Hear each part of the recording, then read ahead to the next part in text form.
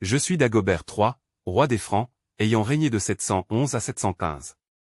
Mon ascension au trône, à un très jeune âge, fut marquée par une époque de grande turbulence.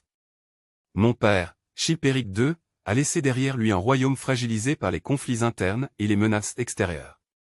Dès mon avènement, ma couronne fut lourde de responsabilités.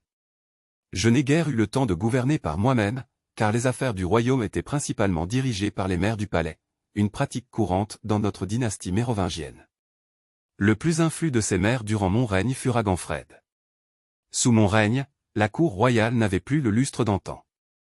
Les maires du palais continuaient à renforcer leur pouvoir, éclipsant celui du roi. Moi, en tant que jeune monarque, je trouvais peu d'espace pour exercer une quelconque influence réelle sur le cours des événements. La gestion du royaume m'échappait en grande partie. Mes journées étaient rythmées par les cérémonies et les obligations religieuses, plutôt que par la gouvernance effective. Les décisions importantes étaient souvent prises en mon nom, mais sans ma participation directe.